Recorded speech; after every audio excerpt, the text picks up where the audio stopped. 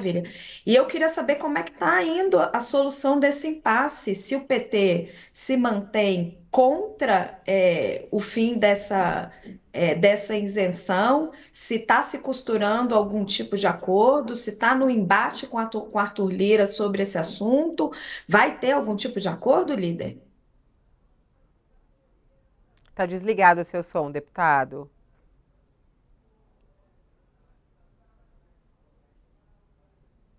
Um pequeno problema aqui. Bom, ok? Voltou. Bom, voltou? Voltou. Voltou. Bom, primeiro assim, há uma decisão nossa, eu conversei isso ontem à noite com o presidente Lira, que votaremos a matéria hoje. Hoje à Hoje. noite. Hoje. Terminada a sessão do Congresso, que vai ser daqui a pouco, nós votaremos o mover. E para poder votar no Senado amanhã, porque quinta-feira é o feriado e se expira o prazo de validade da medida do PL da urgência constitucional. Dos efeitos da medida provisória que foi transformada em projeto de lei. Portanto, nós vamos votar de um jeito ou do outro. Segundo aspecto, a matéria, quando veio para a Câmara, não tinha esse artigo. Não foi encaminhado pelo governo. O presidente Lula tem uma opinião muito clara contra a taxação dos importados. É a opinião do governo, do presidente. Ainda que tenha pessoas no governo que defendam, por conta da equidade, digamos assim, para taxar, para fortalecer, sobretudo, não permitir essa disputa que acontece com os produtos chineses, enfim, mas a opinião do governo, que eu sou orientado a encaminhar, é contra esse dispositivo, contra Mas essa a taxação. votação que vai ser feita hoje do Mover vai ter esse artigo lá, esse jabuti lá? O relatório tem esse artigo. Nós Vai estar estamos, lá. vai estar lá. E aí foi apresentado um destaque, que é assinado pelo PT e me parece que pelo PL. Até o pessoal brincou na última reunião com o líder do PT. PL e PT estão contra, estão na mesma posição. E a posição do presidente é vetar se for aprovado. Ele já anunciou isso. E agora, isso não é uma questão central que gera qualquer crise com o parlamento. Foi uma questão associada à votação de um programa importantíssimo para a indústria brasileira, a indústria automobilística, para o setor automobilístico. Isso é muito importante, o setor de autopeça. O programa Mover não pode deixar de ser votado. Ainda que a maioria queira aprovar essa taxação, que em tese seria bom para o governo por conta é mais arrecadação, mas o presidente tem preocupação com digamos assim, aquela parte da sociedade que é, digamos assim, a mais sacrificada e aquela que se beneficiava de um pequeno, digamos, isenção fiscal. Ele tem essa preocupação e ele não quer sancionar uma lei com isso dentro. Eu acredito que qualquer que seja a votação, o que deve prevalecer é a importância do mover, do programa. Deputado, E Diga. vai lá. deputado, eu tenho um outro ponto também que está pegando fogo nas redes sociais, principalmente porque os deputados bolsonaristas transformaram isso em ponto fundamental, que é a questão do veto 46 do Bolsonaro com relação à Lei de Crimes contra o Estado Democrático de Direito, que substituiu a Lei de Segurança Nacional, né? Nesse veto, né, ele impediu o Bolsonaro, na época, a punição a patrocinadores de fake news contra o sistema eleitoral, né? Contra que fake news que atacassem o sistema eleitoral. Ou seja, acaba ajudando o veto àqueles que participaram e financiaram o 8 de janeiro, né? Como é que está essa situação? O senhor acha que esse veto ele vai ser mantido ou ele vai ser derrubado? Tem dois vetos da sessão do Congresso, Sakamoto, que são muito importantes. Também não é, digamos assim, não pode ser atribuído, como eu vejo alguns jornalistas falar, que se votar isso ou aquilo é derrota do governo. O governo, a sessão do Congresso, o que tinha do governo para negociar foram as emendas da LDO. Isso já está pacificado e precificado, já fizemos o acordo. Tem dois vetos que nós vamos trabalhar para derrubar o da Lei de Segurança Nacional, estamos trabalhando para isso, e manter o veto da saidinha, né?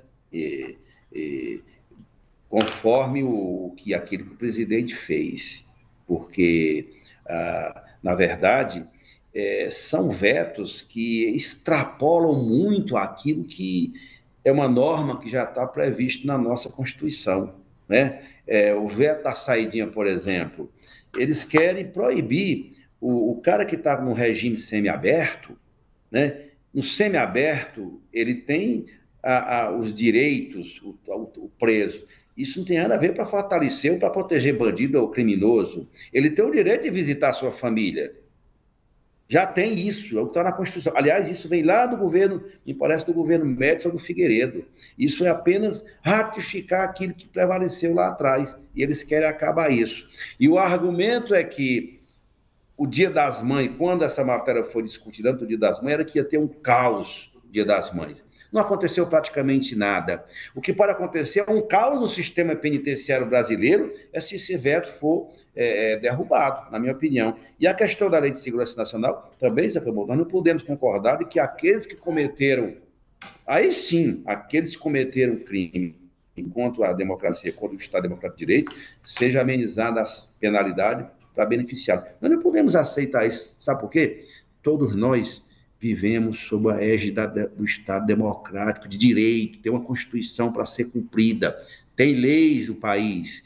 Isso que nós queremos dar saidinha é o que está na lei das execuções penais, né? Eles querem alterar isso. E a questão da Lei de Segurança Nacional quer facilitar a vida de quem? Daqueles que quebraram, destruíram o patrimônio público, aqueles que tentaram dar o golpe, aqueles que quebraram com o Palácio do Planalto, o Supremo e a Câmara dos Deputados e o Senado. Eu acho que tem limite, deve ter limites aqui dentro. E o nosso limite é a Constituição. Para além disso, não dá para aceitar.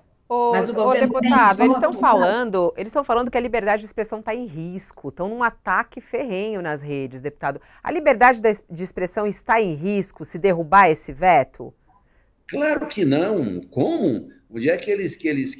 A liberdade de expressão não é dar liberdade para alguém cometer crime. Ou para falar, através das fake news e mentiras, atentar contra a vida, contra o cidadão, contra a honra. Isso tudo está na Constituição, não tem nada a ver. A liberdade de expressão está previsto, é uma norma constitucional, é uma conquista da Constituinte de 88, portanto, não tem nada que possa ameaçar uma cláusula pétrea, na minha opinião. Mas o governo tem maioria, vai conseguir, vai ter essa Estamos vitória tentando, ou não? né, Oi? Fabiola? Estamos tentando, conversando com os líderes, com muita conversa, vamos ver.